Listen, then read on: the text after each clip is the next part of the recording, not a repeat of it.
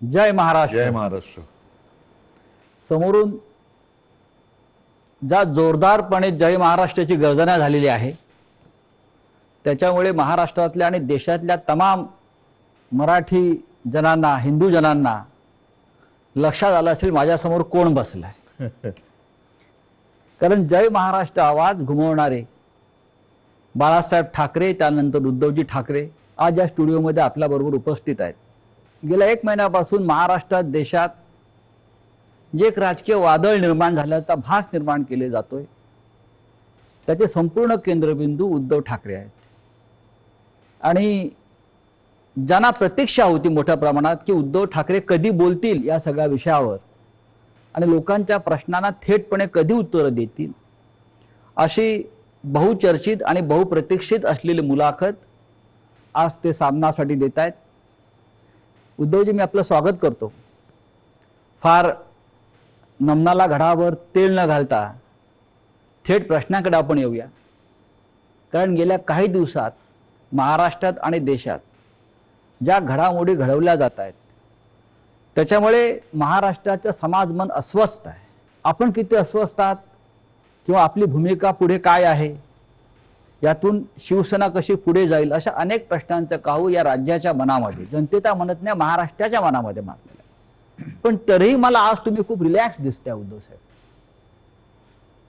म्हणजे मला याचं कारण समजत नाही की आज मी आपल्याला पाहतोय का गेले काही दिवस पाहतोय आपल्या चेहऱ्यावर कोणताही तणाव दिसत नाही आणि आपण अत्यंत मोकळेपणाने इथे आलात आणि बोलताय.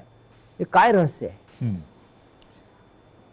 हे रहस्य साहजिकच आहे. माझी माँ आणि शिवसेना प्रमुख बाळासाहेब यांच्याकडनं आलेले एक हे रसायन आहे. माँ म्हटल्यानंतर शांत, सौम्य, संयम, आणि साहजिकच आहे बाळासाहेब म्हटल्यानंतर वर्णन करण्याची आवश्यकता नाहीये.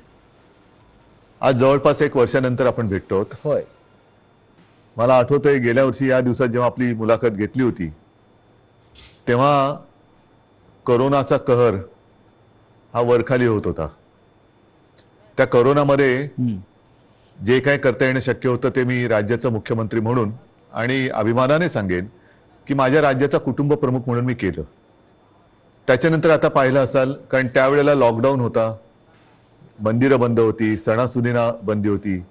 पण यावर्षी आपण पहिली पंढरपूरच्या वारी तिला परवानगी दिली म्हणण्यापेक्षा तिच्यामध्ये कोणताही अडथळा येऊ दिला नाही आणि जल्लोषात ती पार पाडली.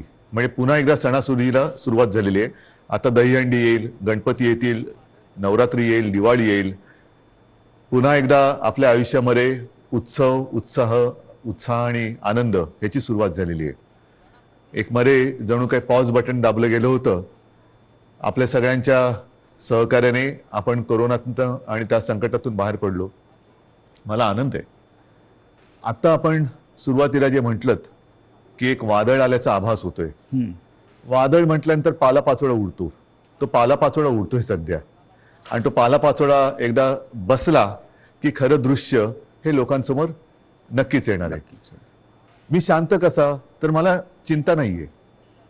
चिंता माझी नाहीये, शिवसेनेची तर बिलकुल नाहीये. हां, थोडीफार जी आहे ती नक्कीच मराठी माणसांची आणि हिंदूंची आहेच, हिंदुत्वाची आहे. याचं कारण हिंदू द्वेष्टे हे आपल्या घरातच आहेत.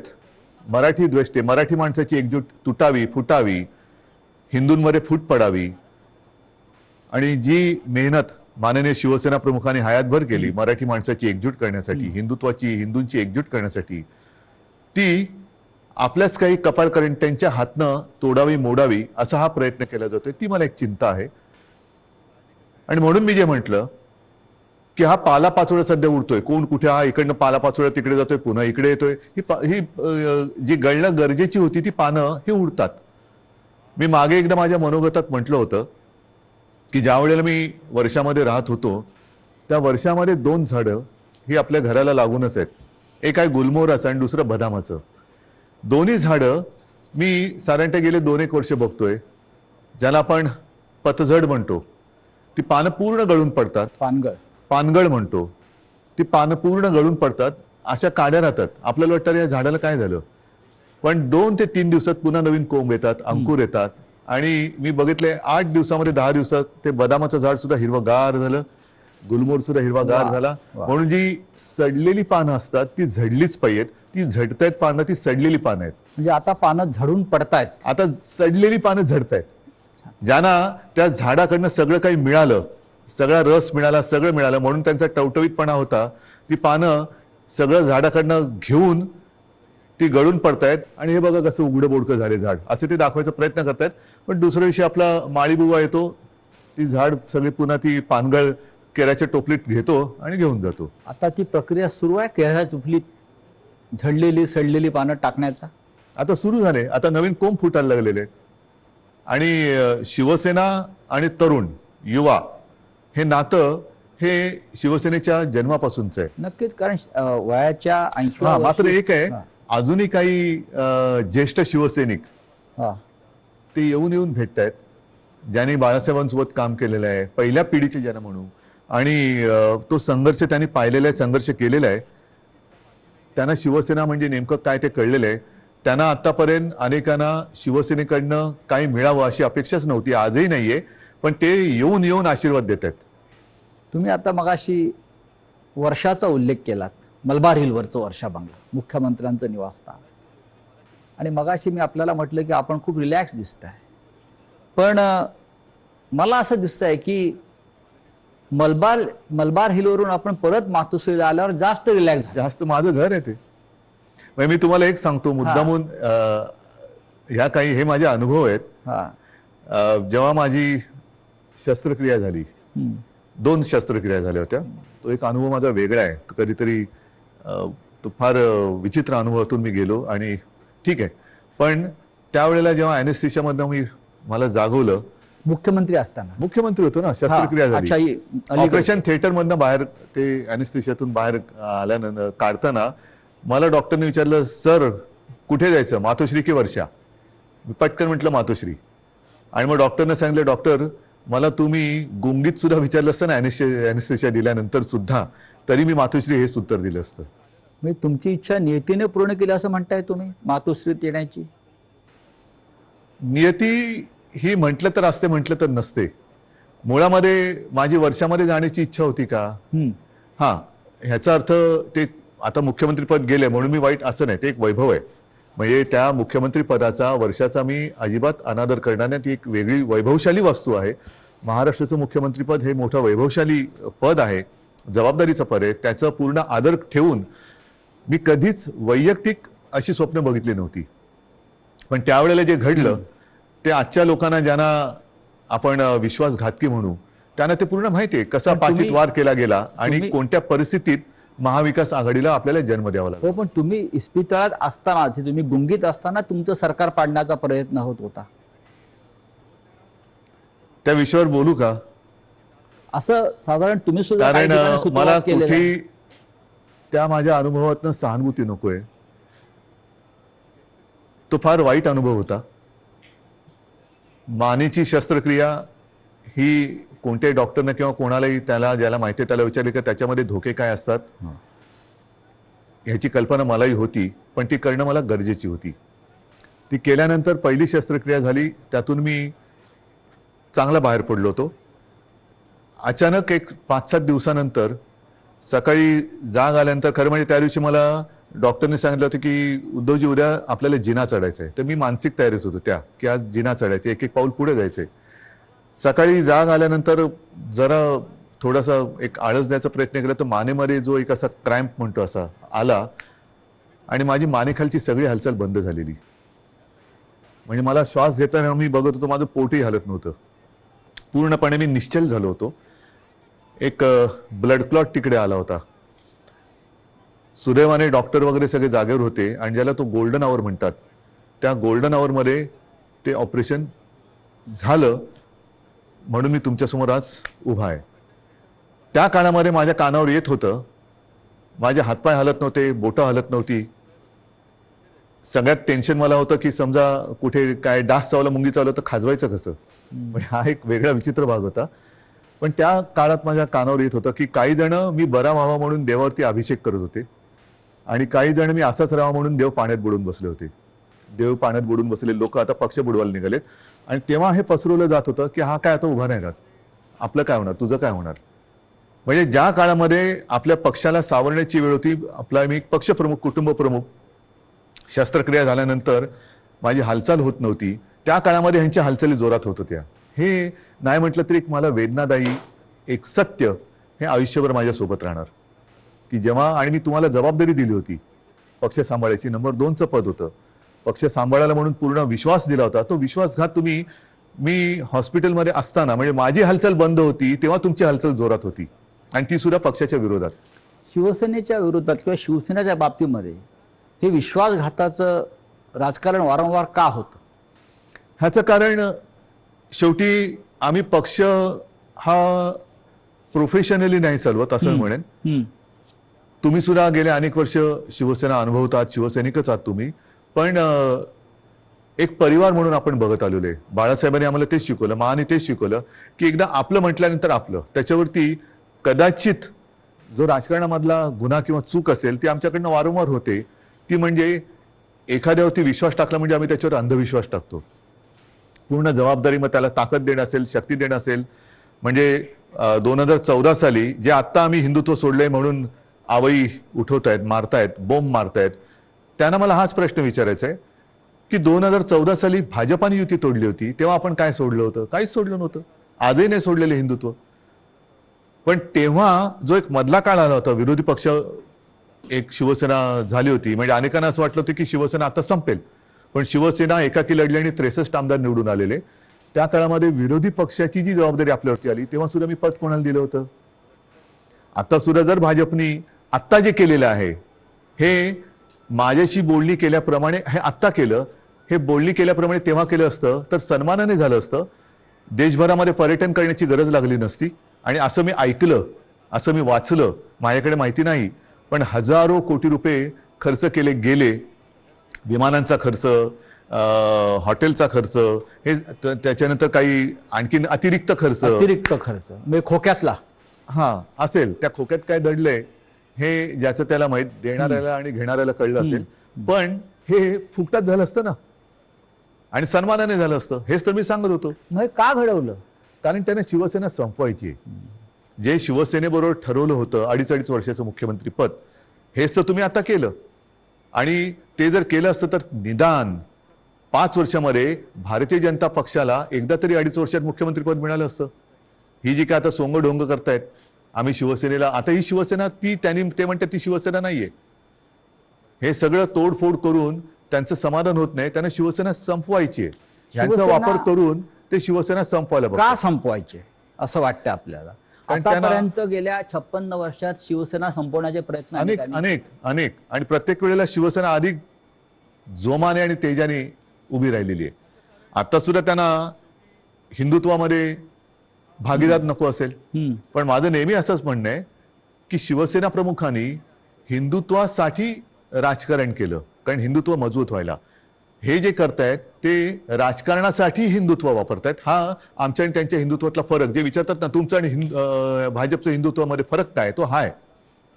शिवसेनेचं राजकारण हे आम्ही हिंदुत्व मजबूत होण्यासाठी केलं, पण यांचं राजकारण मजबूत होण्यासाठी आणि हिंदुत्वाचा आश्रय घेतला. मुख्यमंत्री पद स्वीकारल्यामुळे महाविकास आघाडी हिंदुत्व संकटात आलं, हिंदुत्व म्हणजे काय झालं अशी जे एक आवई उठवली जाते. हो, म्हणजे काय, मला एक प्रसंग असा सांगा किंवा एक माझ्या हातनं घडलेली गोष्ट किंवा निर्णय माझा मुख्यमंत्री पदावरती असतानाचा दाखवा की ज्याच्यामुळे हिंदुत्व धोक्यात आलं. एक निर्णय दाखवा. तर तुम्ही तेव्हा अयोध्येला आत्ता सुद्धा गेला होतात. अयोध्येमध्ये महाराष्ट्र भवन आपण उभं करतो, बरोबर आहे. हे हिंदुत्वाला सोडून आहे की नाही? तुम्ही ठरवा. अयोध्येत महाराष्ट्र भवन, बरोबर आहे. मुख्यमंत्री होण्याच्या आधी सुद्धा मी अयोध्येत गेलो होतो, प्रत्येक वेळेला आपण होतात. मुख्यमंत्री झाल्यावरती सुद्धा अयोध्येत गेलो होतो. कोण काय म्हणेल मी परवा नाही केली. मी गेलो आणि रामलल्लाचं दर्शन घेऊन तेव्हाही आलो होतो. 2दा मी स्वतः अयोध्येत गेलो होतो. आता नव्या मुंबईमध्ये आपण तिरुपतीचं मंदिर त्याला जागा दिली. प्राचीन जी मंदिरं आहेत त्यांचं संवर्धन करणं, जतन करणं हे आपण सुरू केलं. गडकिल्ल्यांचं आपण सुरू केलं. हे कुठे, ह्याच्यात हिंदुत्व कुठे गेलं?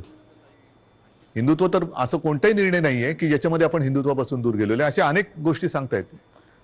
तुम्ही आज ज्या संघर्षमय कालखंडातून जात आहात याची कधी अपेक्षा केली होती?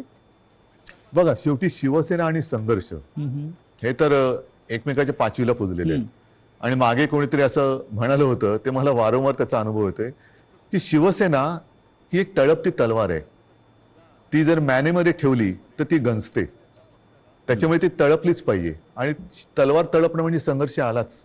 अर्थात याचा अर्थ अर्थार्थी कोणी घेऊ नये की तलवारीने वार करा बिरा, असं नाही माझं म्हणणं. ही एक उपमा आहे. आणि त्याच्यामुळे संघर्षासाठीच तर शिवसेना जन्माला आली. त्यावेळेला मराठी माणसासाठी, भूमिपुत्राच्या न्याय हक्कासाठी शिवसेनेचा जन्म झाला. त्याच्यानंतर हिंदुत्वासाठी शिवसेना लढली. मग ते 92-93 साल असेल किंवा कधी असेल. त्याच्यामुळे शिवसेना आणि संघर्ष, जिथे अन्याय तिथे वार, हे शिवसेनेचं ब्रीदवाक्य आहे.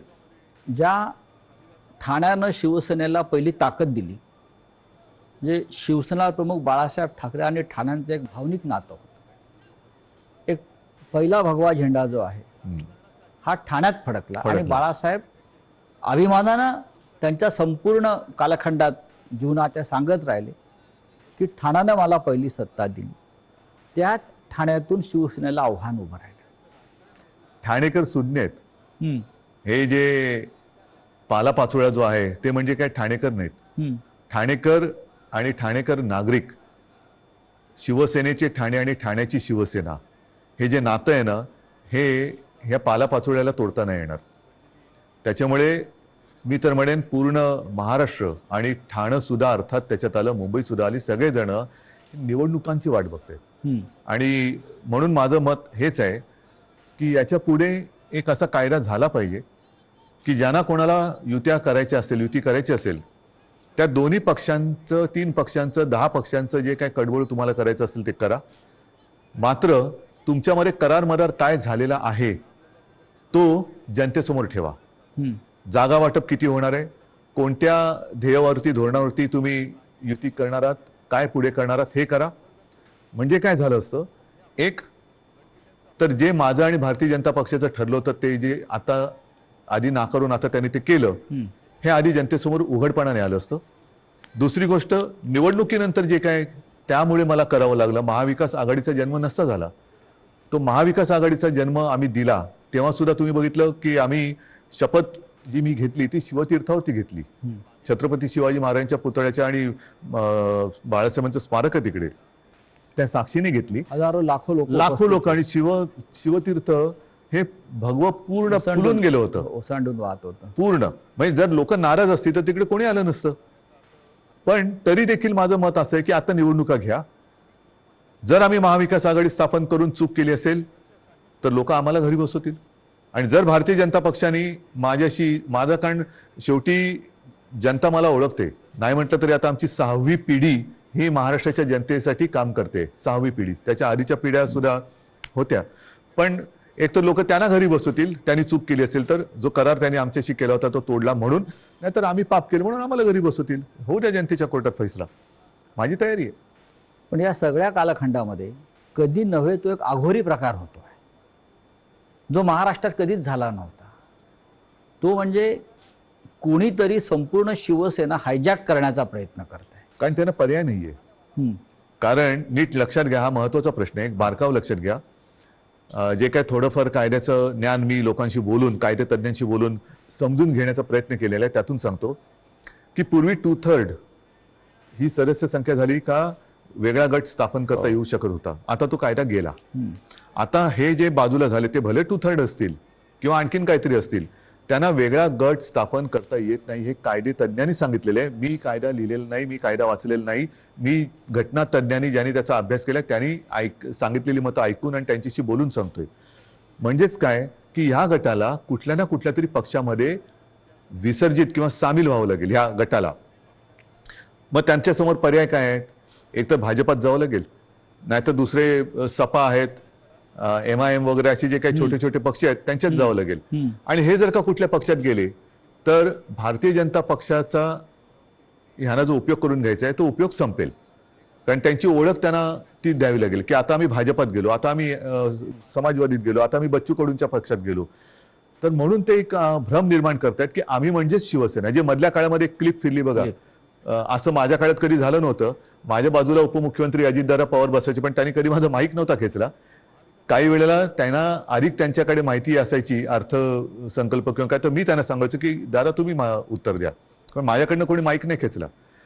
माईक कारण खेचणं तुम्ही ठाकरे आहात. तो तर भाग झालाच, पण एक आमच्या महाविकास आघाडीमध्ये एक समन्वय. सभ्यता होती, सभ्यता होती. आणि समन्वय होता.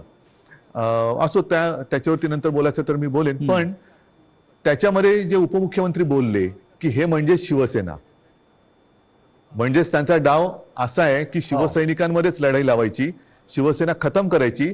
एकदा का काम संपलं की पालापाचोळा तुम्ही जे मगाशी म्हणालात तो टोपलीत भरला की नेऊन टाकायचा. पण त्यांचा अशी योजना होती की बाळासाहेब ठाकरेंनंतर ही शिवसेना परत खतम करायचीच त्यांचं स्वप्न होतं, पण बाळासाहेबांनंतर तुम्ही शिवसेना उभी केली. त्यांच्या पोटात तेच दुखतंय. त्यांना शिवसेना आणि ठाकरे वेगळे करायचे, जसं गांधी आणि काँग्रेस वेगळी गांधी आणि करायची. काँग्रेस. आणि त्यांच्यात एक तुम्ही बघा, मला टीकात्मक केवळ बोलायचं म्हणून मी बोलत नाही, पण दुसरे जे आता सरदार वल्लभभाई पटेल, सुभाष बाबू, तसं बाळासाहेब, हे स्वतःचेच म्हणून आता लोकांसमोर आणायचं. म्हणजे आपल्याकडनं काही आदर्श निर्माण नाही झाला तर दुसऱ्यांचे जसं पक्ष फोडतायत तसं आदर्श फोडायचे, आदर्श म्हणजे पळवायचे, आदर्श आमदारांप्रमाणे. फोडायचे म्हणा किंवा पळवायचे म्हणा, पळवायचे. आणि मग ते आपलेच म्हणून लोकांसमोर जायचं. तसं त्यांचं चाललंय की बाळासाहेबांना त्यांनी मान सन्मान तर दिलाच पाहिजे, नाही तर लोक जोडे मारतील, लोक ठेवणार नाहीत त्यांना जागेवर. कोणी असला आणि तो बाळासाहेबांच्या विरोधात काही बोलला तर लोक हाणतीलच जोडा त्याच्या. तर म्हणून त्यांना बाळासाहेब पाहिजेत, पण आता ठाकरे आणि शिवसेना हे नातं तोडायचंय. माझं आव्हान आहे की ठाकरे आणि शिवसेना नातं तोडून दाखवा. मात्र ते करताना माझ्या वडिलांचे फोटो लावून मतं मागू नका. प्रत्येकाला आई वडील असतात आणि त्यांच्याबद्दल मला आदर आहे. मला माझ्या आई वडिलांबद्दल आदर आहे, तसं प्रत्येकांना प्रत्येकाच्या आई वडिलांबद्दल आदर असायला पाहिजे. आता गेल्या आठवड्यात गुरुपौर्णिमा झाली. मी माझ्या वडिलांना, आजोबांना गुरु मानतो. प्रत्येकाने पितृदेव भव मातृदेव भव देव मानलं पाहिजे. स्वतःच्या आई वडिलांचे फोटो लावावेत आणि मतं मागावीत.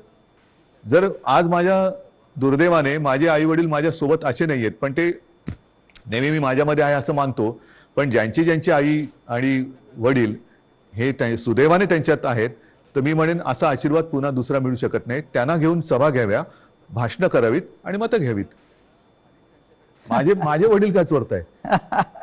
माझे वडील काय? म्हणजेच काय की तुमच्यात कर्तृत्व नाहीये, तुमच्यात हिंमत नाहीये, तुम्ही मर्द नाही आहात, तुम्ही विश्वासघातकी आहात. आणि लोकांचा, माझा तर केलाच, लोकांचा विश्वासघात करताना बाळासाहेबांच्यावरनं संभ्रम कशाला करतायत? तुमच्यात तुमचा मर्दाचा चेहरा घ्या आणि जा पुढे आणि मागा मतं. नाही, पण निवडणूक आयोगापुढे आता एक नवीन खटला उभा राहतो आहे. तो म्हणजे धनुष्यबाण कोणाचं चिन्ह, जे शिवसेनेचं जे लोकांपर्यंत पोहोचलं. बघा, मला अजूनही देशाच्या घटनेवरती भरोसा आहे, कायद्यावरती भरोसा आहे. चोरीमारी सगळीकडे चालते असं माझं मत नाहीये तेवढा. कारण मी जे म्हटलं ना की सत्यमेव जयते, नाहीतर तुम्हाला वाक्य पुसावं लागेल आणि मग दोन वाक्य करावं लागेल एकाची. एक तर म्हणजे असत्यमेव जयते आणि दुसरं वाक्य सत्तामेव जयते. त्याच्यामुळे सत्तामेव जयते पुढे तुम्ही असत्य घेऊन जर का करणार असाल तर ते काही लोक खपून नाही घेणार. आज वेळ अशी आणलेली आहे, हे दुर्दैव आहे महाराष्ट्राचं म्हणतो, की ठाकरेंना पुरावे द्यावे लागतात शिवसेना खरी किंवा खोटी. नाही, लोक वाट बघतायत निवडणुकांची. म्हणजे आम्हाला पुरावा द्यायची गरज नाही. लोक म्हणतात की आम्हाला निवडणुका येऊ दे, ध्यानच पुरून टाकतो. बरं, जनताच पुरावा देईल. जनताच त्यांना पुरून टाकेल राजकारणामध्ये. आज जी फूट दिसते शिवसेनेत, अशा प्रकारची फूट याआधी राणे भुजबळांनाही पाडता आली नव्हती. असं का घडलं? ज्यांना मी अधिकार दिले होते, ज्यांना मी म्हणजे त्यावेळेला लोक माझ्या तोंडावर नव्हती बोलत, पण मला कुजबूज आहे की अरे काय मुख्यमंत्री, नगरविकास खातं मुख्यमंत्र्याकडे असायला पाहिजे, मलईदार खातं म्हणतात. मला मलाई विलई खाण्यासाठी मी गेलो नव्हतो. मी माझ्याकडे जी खाती ठेवली होती ती एक GAD, ज्याला सामान्य प्रशासन म्हणतात, न्याय व विधी. IT मध्ये मला खरंच काहीतरी एक तंत्रज्ञानाचा उपयोग सगळ्या खात्यांसाठी काहीतरी करता येईल का, हा एक माझा विषय होता. राजीव गांधींनी एक क्रांती केली होती, तसा एक विषय होता. आणि त्याच्यानंतर काही काळ एका दुसऱ्या मंत्र्यांनी दिवे लावले म्हणून त्यांचं खातं माझ्याकडे थोडे दिवस मला ठेवावं लागलं होतं. नक्की काय चुकलं असं वाटतं? चूक माझी आहे आणि ती मी पहिल्याच माझ्या फेसबुक लाईव्ह मध्ये कबूल केलेली आहे. गुन्हा माझा आहे, तो म्हणजे मी यांना परिवारातले समजून यांच्यावरती अंधविश्वास ठेवला. तुमचं मुख्यमंत्री होणं चुकलं? मला दोन गोष्टी आहेत.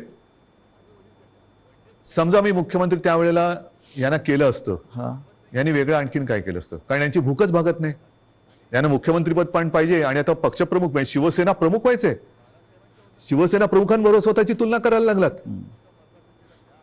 म्हणजे हे जे आहे ना, ही राक्षसी महत्वाकांक्षा आहे आणि ह्याला हावरटपणा म्हणतात. हाव हाव म्हणजे एक दिलं तरी तुझं तेही माझं, माझं तेही माझं, तुझं तेही माझं, ह्याचं तेही माझं, त्याचं तेही माझं, माझं ते माझं, तुझं तेही माझं इथपर्यंत होतं. आता ह्याचंही माझं आणि त्याचंही माझं इथपर्यंत त्यांची हाव गेलेली आहे. या हावरटपणाला सीमा नसते. की महाविकास आघाडीचा प्रयोग चुकला? महाविकास आघाडीचा प्रयोग जर का चुकला असता तर लोकांनी उठाव केला असता, लोकांनी, जनतेने केला असता. तसं नाही झालं. जनता ही आनंदी होती कारण आल्या आल्याच आम्ही पहिल्यांदा शेतकऱ्यांना कर्जमुक्त केलं होतं. हा, त्याच्यानंतर कोरोना काळामध्ये मी अभिमानाने सांगेन संपूर्ण माझ्या मंत्रिमंडळातील सहकार्यांनी, प्रशासनाने आणि जनतेने उत्तम सहकार्य केलं. म्हणून आणि म्हणूनच ज्या पहिल्या 5 मुख्यमंत्र्यांमध्ये माझं नाव आलं, ते मी माझं नाव नाही मानत, ते जनतेचा मी प्रतिनिधी म्हणून ते नाव आलं होतं. जर समजा यांनी सहकार्य नसतं केलं तर कोण होतो मी कोण होतो? मी एकटा काय कर, बरं मी तर घराच्या बाहेरही पडत नव्हतो कारण घराबाहेर पडायचं नाही हेच मी लोकांना सांगत होतो. जाऊन घोळके करा. फुटीरांचा आक्षेप त्याच्यावरच आहे. जे फुटून गेले आहेत त्यांचा आक्षेप असा आहे की आपण घराबाहेर पडला नाहीत, आपण मंत्रालयात गेला नाहीत, आणि आपण त्यांना भेटला नाहीत. तरी सुद्धा घराबाहेर न पडता सुद्धा देशातल्या सर्वोत्तम 5 मुख्यमंत्र्यात नाव का आलं माझं? कारण त्यावेळेला ती परिस्थिती तशी होती. मी स्वतः सांगत होतो घराबाहेर पडू नका आणि लोक ऐकत होते. मी जर का घराबाहेर आजही पडलो आणि केव्हाही पडलो तरी शिवसेना प्रमुखांच्या, माझ्या पूर्वजांच्या आशीर्वादामुळे गर्दी होतेच. म्हणजे मग काय झालं असतं, लोकांसांगे ब्रह्मज्ञान आणि स्वतः कोरडे पाषाण. म्हणजे ती काळाची गरज होती. पण त्याच काळात मी पुन्हा एकदा सांगतो, सुरुवातीच्या काळामध्ये जेव्हा कोरोना आपल्याकडे त्याचा शिरकाव झाला हे कळलं तेव्हा साधारणतः 7,500 ते 8,000 रुग्णशय्या आपल्या राज्यात पूर्ण मिळून होत्या. त्याच्यात ऑक्सिजन बेड्स आले, व्हेंटिलेटर्स आले, कॉमन जे रुग्ण असतात ज्यांना साधारणतः एक थोडी ट्रीटमेंट देऊन घरी जाऊ शकतात, ऑपरेशन नंतरचे असतील, त्याच्यानंतर डायलिसिस असतील. पहिल्या लाटेत आपण ते साधारणतः 8,000 जर का धरले तर ते 3.5 लाखावरती नेले होते. हे घर बसल्या. हॉस्पिटलमध्ये बेड्स नव्हते, रुग्णवाहिका नव्हत्या. कोणी कशा केल्या त्या? कोरोनाच्या टेस्टसाठी आपल्या राज्यात फक्त 2 प्रयोगशाळा होत्या. एक कस्तुरबामध्ये, दुसरे NIV एक पुणे. त्या आपण 600च्या वर केल्या घरी बसून. पण त्याच्याविषयी 50 आमदारांना कौतुक नाहीये. त्यांना तुम्ही निधी दिलेला नाही म्हणतायत आणि तुम्ही हिंदुत्व सोडलं असं म्हणतायत. त्याच्यामुळे ते सोडून गेले. तुम्ही महाराष्ट्रासाठी जे काय केलेलं आहे, कोरोनाच्या संकटातून राज्याला वाचवलेलं आहे, लोकांना जीवदान दिलेलं आहे. महाराष्ट्रामध्ये नद्यातून प्रेत वाहून तुम्ही दिली नाहीत. त्याचं त्यांना शल्य असेल की असं नाही झालं, हे चुकीचं झालं असं त्यांच्या मते असेल. आणि महाराष्ट्राच्या जनतेला हा मुख्यमंत्री आपल्या कुटुंबातल्या घटक वाटत होता, आपला परिवारातला भाऊ, मुलगा. त्याच्यामुळे मला या विश्वासघातकांना माझ्याबद्दल काय वाटतं ह्याची चिंता नाहीये. मला माझ्या महाराष्ट्रातल्या जनतेला, मी त्यांच्या कुटुंबातला वाटतो. ह्याच्यात असं भाग्य हे फार क्वचित कोणाच्या नशिबी येतं. ते मला नाही वाटत त्यांच्या नशिबी आलं असेल, कारण यांच्या डोक्यावरती जरी काही पदं आता मिळाली, कारण अजूनही हम तुम एक कमरे में बंदो असं यांचं मंत्रिमंडळ आहे, त्याच्यामुळे त्याचा विस्तार कधी होणार आहे माहिती नाही. पण हे मंत्री जरी किती झाले तरी कपाळावरती जो घाताचा शिक्का बसलाय तो नाही पुसता येणार. तुम्हाला असं वाटत नाही का की जे तुम्हाला सोडून गेलेले आहेत मोठ्या प्रमाणात त्यांनाच तुम्ही सर्वाधिक दिलेलं आहे, आणि ज्यांना मिळालं नाही किंवा ज्यांना कमीत मिळालं ते आपल्या बरोबर राहिले? मला हेच म्हणायचं, ही शिवसेनेची ताकद आहे. शिवसेनेची ताकद काय की सामान्यांना बाळासाहेबांनी असामान्यत्व दिलं. आता पुन्हा एकदा या सामान्यातून असामान्य लोक घडवण्याची वेळ आलेली आहे. आणि म्हणून मी माझ्या तमाम शिवसैनिकांना आणि माझ्या माता भगिनींना, बांधवांना विनंती करतो की चला परत उठा, आता पुन्हा एकदा सामान्यांना असामान्य बनवूया. कारण हे साधी लोक होती आणि ह्यांना ती चूक, मी पुन्हा तेच म्हणेन की ही चूक माझी आहे की त्यांना ताकद दिली. पण त्या ताकदीने ते उलटा वार नुसता नाही केला, तर राजकारणामध्ये ज्या आईने जन्म दिला त्या आईला गिळायला निघालेली अवलाद आहे. नुसतं आईवरती वार करणारे आपण म्हणत होतो तशी नाहीये ही. राजकारणात ज्यांनी यांना जन्म दिला त्या आईला म्हणजे शिवसेनेला गिळायला निघालेली अवलाद आहे. ज्या पण तेवढी ताकद हो. त्यांच्यामध्ये नाहीये, कारण शेवटी आई ही आई असते. नक्कीच. तुम्ही आईचा उल्लेख केला. कालपर्यंत हे सगळे लोक या शिवसेनेला आपली आईच मानत होती. तुमच्याबरोबर वर्षावरती अनेकांना मी बसलेले बघितले शेवटच्या क्षणापर्यंत. हो, पण आत्ताच तुमचा आधीचा प्रश्न काय होता की मी यांना भेटत नव्हतो. तुम्हाला भेटून ते कधी सुरतला गेले, कोण गोव्याला गेलं, कोण गुवाहाटीला गेलं. 50 खोक्यांची इतकी ताकद असू शकते जी निष्ठा विकत घेऊ जाऊ शकते? निष्ठा नाही विकली जात. विकली जाते ती निष्ठा नसतेच. निष्ठा ही विकली जाऊ महाराष्ट्रात शकत पण नाही. महाराष्ट्रात पण झाडं आहे, डोंगर आहे, हॉटेल आहे. किती सुंदर आहे महाराष्ट्र. महाराष्ट्रात फार म्हणजे ग्रामीण भागातल्या आमदारांना महाराष्ट्राच्या निसर्गाची भुरळ पडत नाही आणि गुवाहाटीच्या निसर्गाची भुरळ हो. पडते. म्हणजे मला कळतच नाही मग तुम्ही महाराष्ट्राच्या मातीत कसे काय जन्माला आलात. ज्या महाराष्ट्राच्या मातीत जन्माला आलात त्या मातीची तुम्हाला ओढ नाही, प्रेम नाही, त्या मातीची तुम्हाला कधी वैभव दिसलं नाहीये काय. मी स्वतः कलाकार आहे. मी माझ्या त्याच्यावरनं सुद्धा त्यावेळेला चेष्टा झाली होती. पण मी गडकिल्ल्यांची फोटोग्राफी केलेली आहे, पंढरपूरच्या वारीची केलेली आहे. आणि त्यावेळेला तुम्ही महाराष्ट्र बघितला एवढा त्या पावसाळ्याच्या सुमारास मी सगळी फोटोग्राफी केलेली. एवढा नटलेला थटलेला आणि छान काय काय दऱ्या खोऱ्या एवढ्या फुलांनी बहरून जातात. तुम्हाला आम्ही तर शहरी बाबू, तुम्ही ग्रामीण भागातले. तर ग्रामीण भागात राहून तुम्हाला महाराष्ट्राचं सौंदर्य दिसत नाही, त्याचं वर्णन करावं असं कधी वाटलं नाही. आणि डायरेक्ट गुवाहाटी. मी गुवाहाटी का वाईट नाही म्हणत, प्रत्येक प्रदेश चांगला आहे. पण ह्यांना हे काय मातीसाठी करणार. इतिहास काळापासून दिल्ली आणि महाराष्ट्राचा कायम झगडा आहे. मग औरंगजेब, छत्रपती शिवाजी महाराज असतील, संभाजी महाराज असतील, दिल्लीने महाराष्ट्रावर सतत पाठीमागून वार केले किंवा महाराष्ट्र संपवण्याचा प्रयत्न केला. कारण काय हे आणि आता आजही तेच चित्र आहे. ह्याच्या मुळाशी जाण्याची आता गरज की वाटते की आजही शिवसेनेचा सूड घेण्यासाठी ते बाळासाहेब ठाकरेंच्या अस्तित्वाला सुरुंग लावत आहे. मान्य, पण ह्याच्या मुळापर्यंत जायची गरज आहे. कारण जोपर्यंत ते दिल्लीत गेले नव्हते तोपर्यंत बाळासाहेब ठाकरेच यांना जपत आले होते. बाळासाहेबच यांना वाचवत आले होते आणि वाचवलं होतं एका हिंदुत्वाच्या ध्यासापायी, वेडापायी. मग दिल्लीत बसल्यावरती असं त्या दिल्लीच्या खुर्चीला काय असं वेगळा काय स्प्रे मारला की काय झालं की तुम्हाला ज्यांनी जपलं त्यांनाच तुम्ही संपवायला निघालात. ज्या शिवसेनेनी बाबरीची जबाबदारी तेव्हा घेतली होती शिवसेना प्रमुखांनी, त्या शिवसेनेला तुम्ही हिंदुत्व सोडलं म्हणून संपवायला निघालात. बरं, आम्ही काँग्रेस बरोबर गेलो म्हणून तुम्ही म्हणता हिंदुत्व सोडलं. मग मुफ्ती महमद आणि मेहबूबा मुफ्ती बरोबर तुम्ही गेला होता, ते काय होतं, काय सोडलं होतं तुम्ही. मग तेव्हा तर आम्ही आता तुम्हाला वाटतं हिंदुत्व सोडले, जे सोडलं नाही, पण तेव्हा तुम्ही लाच सोडली होतीत ना. काय मेहबूबा मुफ्ती आज सुद्धा वंदे मातरम म्हणतात, की भारत माता की जय बोलतात. हे माहिती असून सुद्धा तुम्ही मला हे त्यांनी एकदा सांगितलं होतं की तिकडे निवडणुका घेऊन दाखवा असं अतिरेक्यांनी आव्हान दिलं. म्हणून आम्ही निवडणुका घेऊन दाखवल्या. सरकार बनवून दाखवा म्हणून आम्ही त्यांच्याबरोबर सरकार बनवून दाखवलं. पण सरकार बनल्यानंतर मला वाटतं मुफ्ती महमद सईदनी अतिरेक्यांचा आणि पाकिस्तानला त्यांनी धन्यवाद दिले होते काश्मीर खोऱ्यात शांततेत निवडणुका होऊ दिल्यामुळे. मग कोणाला काय दाखवलं तुम्ही, कोणाला काय दाखवलं. म्हणजे बरं, आता सुद्धा ते बिहारमध्ये जे बसलेत नितीश कुमार बरोबर, नितीश कुमार हिंदुत्ववादी आहेत का. कारण मला जे आठवतं त्याच्याप्रमाणे त्यांनी एकदा संघमुक्त भारत असा नारा दिला होता. संघमुक्त भारत असं शिवसेनेने कधी दिला नाही. राम मंदिराच्या प्रश्नावर रामविलास पासवान एनडीएतून बाहेर पडले होते, तरी ते त्यांना प्यारे होते. हो. आम्ही तो उलट म्हणत होतो की विशेष कायदा बनवा. 5 वर्ष 7 वर्ष झाली तरी ते विशेष कायदा बनवून राम मंदिर बनवू शकले नाही. ते न्यायालयाने निकाल दिला. या देशातला समस्त विरोधी पक्ष आणि प्रादेशिक पक्ष संपवले जातात आणि मित्र पक्ष पण. आणि हा मित्र पक्ष असं तुम्हाला काय दिसतंय का कारस्थान किंवा अशा प्रकारचं सुधारणा? बघा, मला असं वाटतं हा ज्याचा त्याचा प्रश्न आहे.